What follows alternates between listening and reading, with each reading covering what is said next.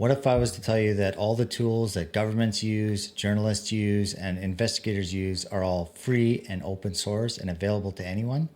Hi, I'm Wade, a cyber incident responder. In today's video, I'm going to be taking you through the top 3 open source intelligent tools that you can access online completely free and legally. Before we jump into this video, I want to go over one thing, and that is the ethics behind using these tools.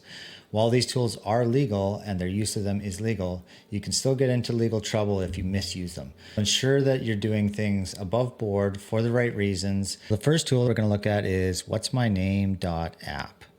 So what this tool does is it will allow you to take a username that you found. Say, for example, if somebody was contacting you on social media or something like that, and all you had was their username, but you wanted to find out potentially where else this is used. You come to this tool and you put in the username, and it's going to go through and it's going to look across all the different sites it's aware of, and it's going to find that same username. So we're just going to type in a random username. We'll just say 0 day. Now we're going to search it.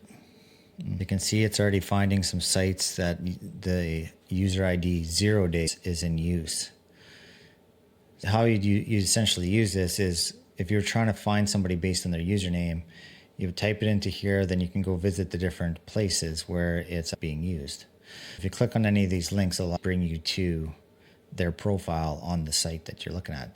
This is really useful if you're trying to figure out who somebody is or where else they've been. As you can see here on the right, it has also the same links as we've seen on the other side. You can see he's actually put his name in here and associated with the handle 0 day. So who knows, maybe this is the person, right?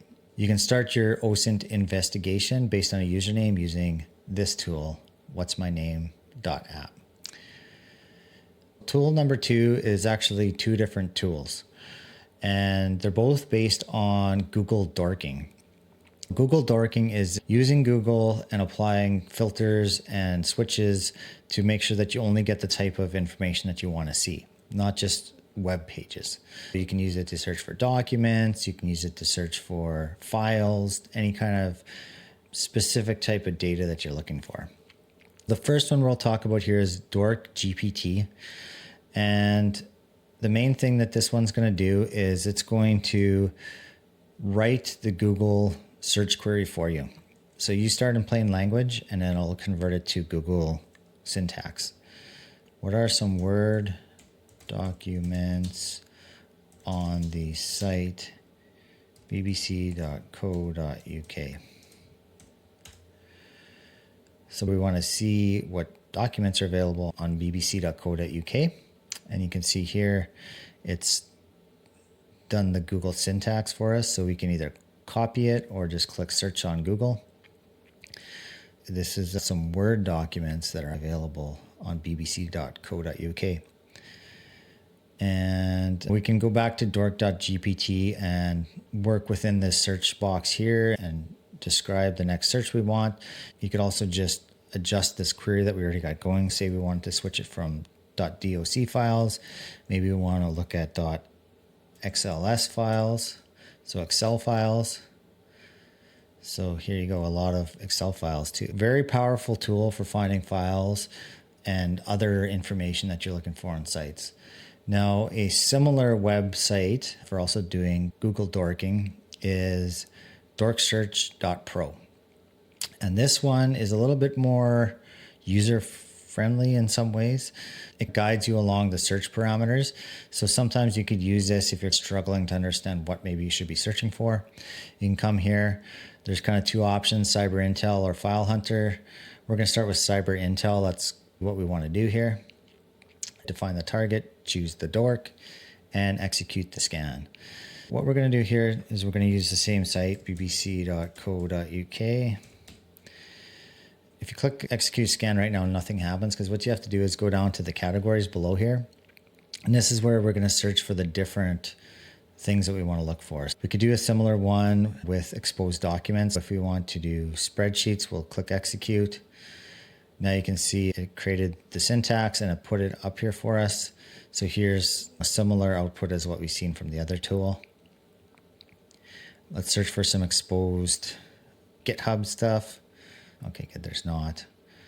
So not all of these are going to find things, of course. Git ignore, we'll check for that. Nothing. So they've done some good practices as far as keeping some stuff out of their site. Let's look for something else. Admin panel, we'll look for a dashboard. It actually did come up with something related to dashboard. Yeah, very powerful tools. Again, use them in the proper way. Don't be doing this and essentially accessing information that you shouldn't be. Just use it in the proper way, but very powerful tools when you want to investigate somebody. Now, in incident response, how we would use this is if we started getting, say, phishing messages or like spear phishing messages, and there's some clues to email addresses and documents and stuff like that, then this is where we'd start to use a tool like this. The third and final tool I want to go over today, which is probably one of the more powerful tools, is OD Crawler. OD Crawler is going to show you all the file names that are in open directories on the internet. A lot of times these files are in an open state because of misconfigurations, and you want to be careful, again, where you're going, what you're accessing. You want to do it for the right reasons. Here we could type in, I'll just do security plus. So these are all files that are available that have security plus in the name. So there's study guides, different things. What else can we look for here? We could look for report. So there's tons of reports in here. You could look for things like backups. So this person, which isn't good. So it looks like they have their backups directory exposed to the internet. Not good. People expose things accidentally. What else can we look for here? Well, let's search the word password. Yeah, password Gmail, password save. I don't know, that looks like an HTML file, so I'm curious about that. That's kind of a web file. This one's a text file. Those are the top 3 OSINT tools I would recommend starting with. As you can see, these are some super powerful open source intelligence tools. So please use them with caution, but also use them to expand your cybersecurity skills. If you're looking to get into cybersecurity and you're wondering what steps you need to take for your career, I've created a school community, and in that community, it's for people who want to get their first job in cybersecurity or anybody who's already in cybersecurity and wants to grow their career. Right now, it's free to enter, and if you join now, you stay free for life, which is a super good deal. It doesn't get better than free. So go ahead, check the link in the description, and visit me over at my school community where there's a bunch of like-minded people. I got some more in-depth training and career advice to help you get your next job in cybersecurity. If you want to get hands-on internship experience, we have options for that too. You'll have some experience for your resume, and you can use me as a reference. I will talk to your employers as you try to get that job, and I can validate that everything is above board. So go ahead, join my school community. I hope to see you there. If you're not ready for the school community yet, but you want to have a roadmap for 2026 and how to get into cyber, click on the link in the end of this video. Hope to see you on the next one.